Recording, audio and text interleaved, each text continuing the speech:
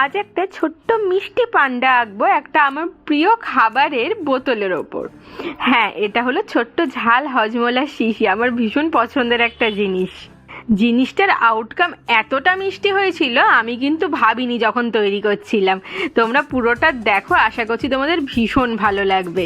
কিছু স্বপ্নে দেখা, কিছু গল্পে শোনা, ছিল কল্পনা জালেই প্রাণে বোনা।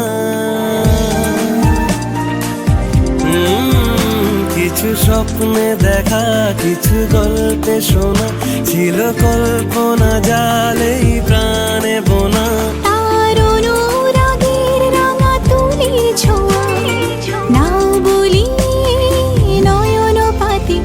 আজ মন চেয়েছে আমি হারিয়ে